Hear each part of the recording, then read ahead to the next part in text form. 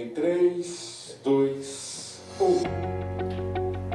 Olá, mais uma vez aqui estamos com o nosso programa Alinhando os Ponteiros. Por quê? Queremos estar com a nossa vida alinhada com a vontade de Deus, alinhada com a palavra de Deus. Não adianta eu viver pelo que eu penso, pelo que eu acho, eu preciso viver de acordo com a vontade de Deus e a sua palavra. E nós sabemos que o Senhor Jesus nos trouxe ali no Sermão da Montanha 9 itens tão importantes que traduzem a verdadeira felicidade. Bem-aventurados, bem-aventurados, bem-aventurados, ele disse. Vamos ver como ser felizes de acordo com os paradoxos de Jesus? No programa de hoje vamos conversar sobre este paradoxo. Bem-aventurados ou felizes os perseguidos por causa do Evangelho. Será que são felizes pessoas perseguidas por causa do Evangelho? Vamos ver o que isso significa. Vamos ver o que isso tem a ver conosco hoje, em nossos dias, com a nossa casa, com a nossa família, com o nosso país. Então, deixe seu coração aberto para ouvir a voz de Deus. O Espírito Santo vai falar com você, pois Ele está aqui, Ele está aí com você. O programa Alinhando os Ponteiros já começou.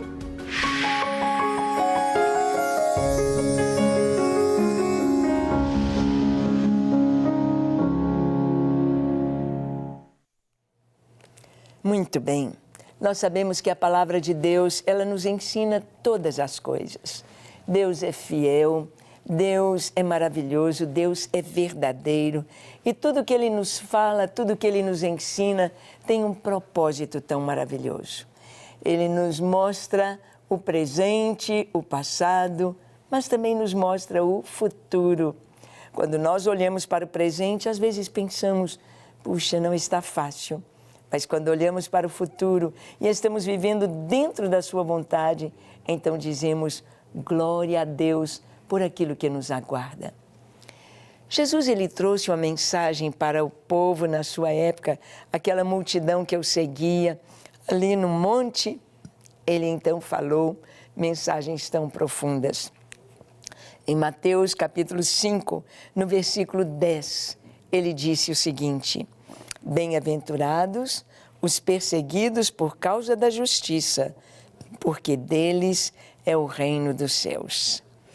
Bem-aventurados os perseguidos por causa da justiça. Infelizmente, nós sabemos hoje que a justiça não tem sido executada, não tem sido proclamada de uma maneira clara em todas as nações. Nós sabemos que hoje, em muitas nações, as pessoas foram iludidas por ideologias contrárias à vontade de Deus, ideologias opressoras, e muitos têm tentado fugir do seu país. O que aconteceu com a Venezuela? Quantos refugiados, quantos saíram, quantos vieram para o Brasil, para a Colômbia, para a Argentina, para o mundo inteiro, saindo da Venezuela. Por quê? Porque o que foi pregado durante um tempo parecia muito bom, mas a realidade era algo tão terrível, tão triste para todos. E então, quantos estão saindo do seu país? O mesmo acontecendo em lugares onde há guerra, insegurança, as pessoas fugindo, saindo dali. Mas nós vemos que a injustiça é que causa toda esta insegurança. A injustiça social, a injustiça, a mentira proclamada e vivida, ela traz perseguição. Perseguição. Nós vemos os países da Europa, antigamente nações cristãs, nações que enviaram missionários para o Brasil, para a América Latina, enviaram missionários para a África, enviaram missionários para a Ásia e até mesmo para a Austrália. Nós vemos hoje a Europa não apenas sendo pós-cristã, mas anticristã, perseguindo os cristãos, aceitando tão bem os islâmicos, aceitando tão bem outras religiões, mas perseguindo os cristãos. E é isso que Jesus diz: felizes, felizes os perseguidos por causa da justiça, porque deles é o reino dos céus. O que nos faz viver e permanecer olhando para o Senhor é a certeza da verdade, a certeza de que estamos no caminho certo, a certeza de que a justiça está no Deus único, verdadeiro, Criador dos céus e da terra, o Deus justo, o Deus todo-poderoso, o Deus fiel, o Deus que não pode mentir. A mentira é filha de Satanás. A mentira está com o diabo. A mentira está com toda a ideologia contrária à palavra de Deus. Mas a verdade está em Cristo. A verdade é Cristo. E ele diz que seríamos perseguidos. Em Mateus capítulo 5, versículo 11 e 12, nós lemos: bem-aventurados sois, quando por minha causa vos injuriarem e vos perseguirem, e mentindo disserem todo mal contra vós. Regozijai-vos e exultai, porque é grande o vosso galardão nos céus, pois assim perseguiram aos profetas que viveram antes de vós. Jesus diz: quando por minha causa vos injuriarem, por minha causa vos perseguirem. Ah, quantos professores estão sendo perseguidos, professores cristãos, perseguidos nas escolas por serem de uma posição cristã e não politicamente correto ou ideologia contrária à palavra de Deus. São perseguidos. Alguns perdem cargos, alguns perdem o seu emprego, alguns perdem cadeiras em faculdades por serem cristãos. Mas o Senhor diz: não fique triste, não fique chateado, não fique para baixo, mas fique feliz, se alegre, se regozije, porque será grande o seu galardão nos céus. Jesus nos manda olhar o futuro. No presente, vale a pena segurar a fé, vale a pena estar remando contra a maré, mas olhando para a palavra de Deus e para a verdade. Nós sabemos que no passado, apóstolos, discípulos foram perseguidos.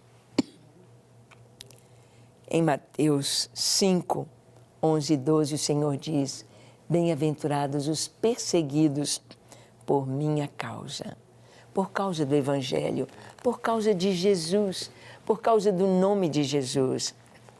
Bem, se você fala Deus, o nome Deus é bem aceito.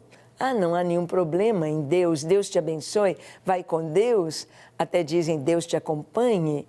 Mas se você fala Jesus, você definiu seu Deus, você definiu ser um cristão, você definiu Jesus, então começa a perseguição.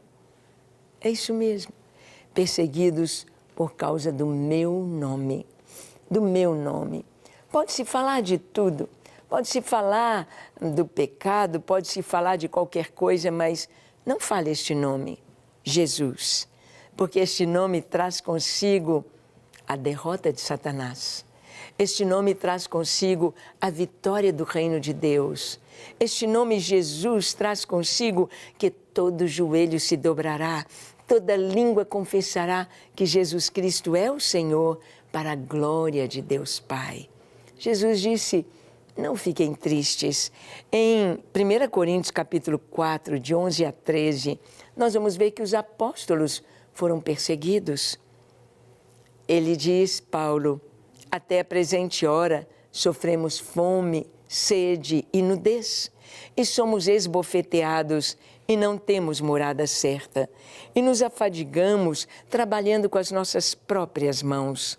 Quando somos injuriados, bendizemos. Quando perseguidos, suportamos. Quando caluniados, procuramos a conciliação.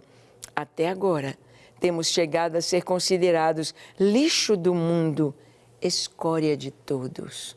Uau! O apóstolo Paulo está falando sobre o apostolado, O que é isto? Ele está falando sobre os pioneiros, aquele que chega primeiro em uma cidade, aquele que vai levando a tocha do fogo, da luz, da glória de Deus, da mensagem do Evangelho.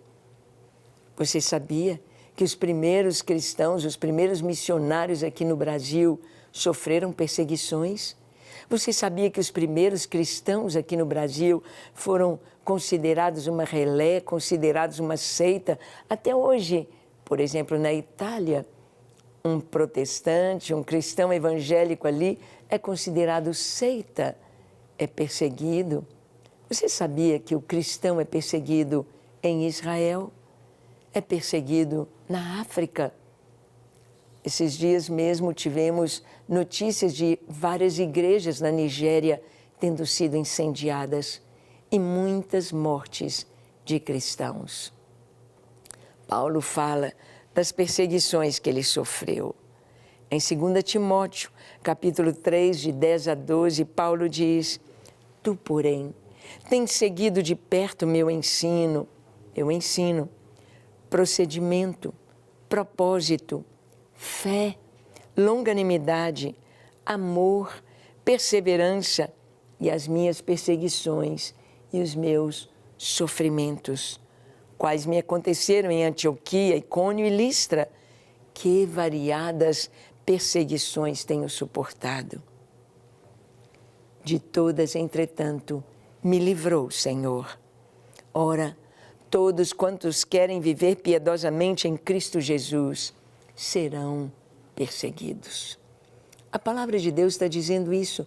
Todos os que querem viver piedosamente em Cristo, viver alinhados com a vontade de Deus, não tem jeito de estar recebendo aplausos do mundo. O mundo não vai te aplaudir. O mundo não vai te reconhecer. Pelo contrário, serão pedras, serão desconfianças, serão palavras, serão calúnias, serão perseguições e, em certos lugares, até morte. Paulo diz: olha, Timóteo, você tem avaliado o meu ensino de paz, de amor, de bondade, o meu procedimento íntegro de trabalho, alinhado com a vontade de Deus, família estruturada, bonita, meu propósito de levar a paz, o amor, a salvação às pessoas, a minha fé em Deus, o único Deus, o Deus verdadeiro, a minha longanimidade, paciência, o amor, a perseverança e as perseguições. Você está a par de tudo isso, Timóteo. E não podemos esconder dos cristãos do século XXI que sofreremos e sofremos e temos sofrido perseguição. Perseguição por causa do Evangelho. Mas há uma confiança em Deus no meio das perseguições. Olha o que está escrito no Salmo 56, de 8 a 11. Assim diz a palavra: contaste os meus passos quando sofri perseguições, recolheste as minhas lágrimas no teu odre. Não estão todas elas inscritas no teu livro? No dia em que eu te invocar, baterão em retirada os meus inimigos. Bem sei isso, que Deus é por mim. Em Deus, cuja palavra eu exalto, eu louvo. No Senhor, cuja palavra eu louvo. Neste Deus ponho a minha confiança e nada temerei. Que me pode fazer o homem? É assim que o cristão reage diante da perseguição. O que o homem pode fazer? Ele pode bater, ele pode torturar, ele pode matar, mas ele não pode arrancar a fé, a alegria, a paz, a salvação, o amor, a presença de Deus. Bem-aventurados os perseguidos por causa do meu nome, porque terão recompensa, a recompensa como a dos profetas. Nós conhecemos histórias de homens que sofreram torturas por amor a Cristo ali na Rússia comunista. Não pense que o comunismo é a favor dos cristãos. Não pense que Jesus foi comunista, absolutamente. Não tem nada a ver com comunismo. O comunismo é totalmente ateu e contrário à palavra de Deus. E um dos nossos irmãos, Richard Umbran, um russo, um cristão, foi preso ali na cortina de ferro, a antiga cortina de ferro da União Soviética. Ele escreveu o livro Perseguido por Amor a Cristo. E ele disse, então, o que ele passou ali, as torturas. E nos conta como ele passou por uma lavagem cerebral. Eles o colocaram, os seus algozes o colocaram numa cela totalmente escura, sem luz. Ele não sabia se era dia, se era noite. Ele não sabia que dia da semana era. Ele não sabia que hora. E ali naquela câmara, a prova de som totalmente acústica, ele ouvia intermitentemente, dia e noite, ele ouvia as palavras: Deus não existe, Deus não existe, Deus não existe, o comunismo é que é bom, o comunismo é bom, Deus não existe. E aquelas palavras dia e noite dentro dele, ecoando na sua mente. Isto é a lavagem cerebral. Depois de alguns dias, o tiraram daquela cela e lhe perguntaram: como você chama? Ele não sabia o seu nome. Você é casado? Ele não sabia, não lembrava. Você tem filhos? Ele não sabia. Todas as perguntas que lhe faziam, ele não tinha resposta. Ele esqueceu tudo, houve uma lavagem na sua mente. Ele esqueceu tudo. Então disseram para ele: Deus não existe. E ele respondeu: o Senhor é o meu pastor e nada me faltará. Porque Deus e a palavra de Deus não estavam na sua mente, estavam no seu espírito. E de lá o inimigo não pode tirar, nada pode nos arrancar. Por isso, o cristão que sofre perseguições está pronto, porque ele tem o Senhor. Aqui o salmista diz: as minhas lágrimas foram recolhidas no teu odre. O Senhor acompanhou todas as minhas perseguições, mas a perseguição não fica por isso mesmo. Há uma recompensa, recompensa para os perseguidos. Marcos 10, 28 a 30 nos diz: então Pedro começou a dizer-lhe: eis que nós todos deixamos e te seguimos. Tornou Jesus: em verdade vos digo que ninguém há que tenha deixado casa, ou irmãos, ou irmãs, ou mãe, ou pai, ou filhos, ou campos, por amor de mim e por amor do Evangelho, que não receba já no presente o cêntuplo de casas, irmãos, irmãs, mães, filhos e campos, com perseguições, e no mundo por vir a vida eterna. O Senhor disse: olha, perseguidos vocês serão, mas quem deixou tudo por amor de mim, deixou casa, mãe, pai, filhos, irmãos, campo, dinheiro, vai receber 100 vezes mais aqui. Claro que com perseguições. Jesus não nos iludiu dizendo: vem me seguir e você vai ter uma vida feliz, abundante, sem problemas. Não, ele não disse isso. Ele disse que teríamos aflições, mas que podíamos ter bom ânimo, pois ele venceu e nós vencemos com ele. Será que podemos ter prazer nas perseguições? Vamos ver o que a Bíblia nos diz. Olha, Paulo, ele fala em 2 Coríntios 12, de 7 a 10. Paulo diz o seguinte: e, para que não me ensoberbecesse com a grandeza das revelações, foi-me posto um espinho na carne, mensageiro de Satanás, para me esbofetear, a fim de que não me exalte. Por causa disso, 3 vezes pedi ao Senhor que o afastasse de mim. Então ele me disse: a minha graça te basta, porque o poder se aperfeiçoa na fraqueza. Ah, de boa vontade, pois, mas me gloriarei nas fraquezas, para que sobre mim repouse o poder de Cristo. Pelo que sinto prazer nas fraquezas, nas injúrias, nas necessidades, nas perseguições, nas angústias, por amor de Cristo, porque quando sou fraco, então é que sou forte. Você vai dizer, que evangelho doido é esse? Que palavra doida é essa do Senhor? Quando sou fraco, eu sou forte. Eu vou me gloriar nas fraquezas, vou me gloriar nas perseguições, nas injúrias, nas necessidades. Ah, você não pode imaginar o peso de glória que traz tudo isto.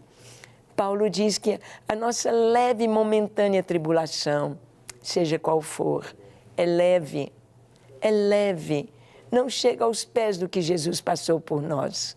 É momentânea, é passageira.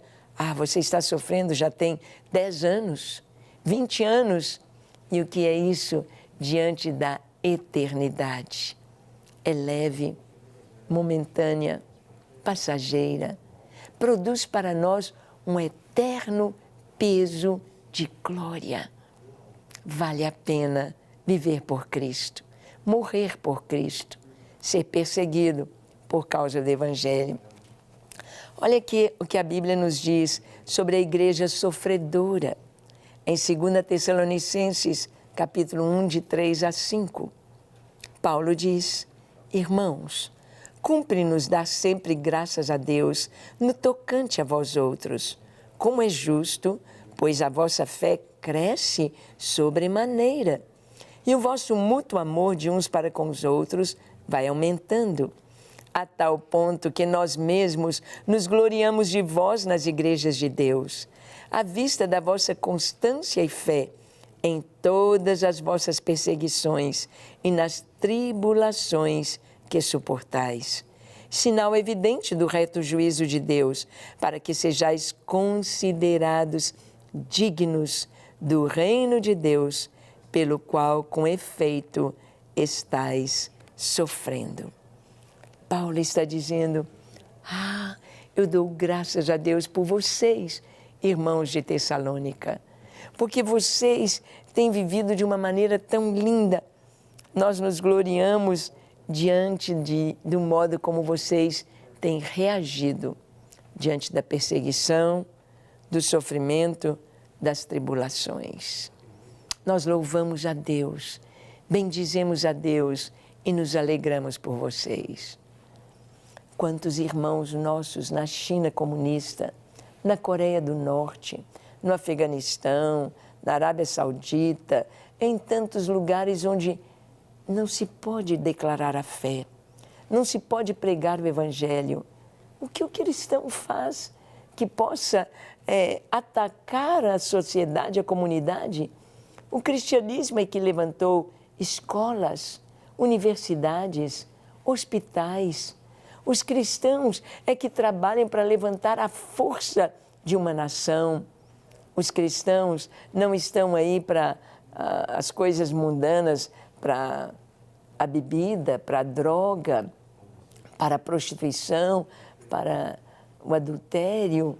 E eles estão trazendo saúde, vida, força, trabalho, crescimento para a nação. Por que são perseguidos? Porque é uma perseguição puramente espiritual. Espiritual.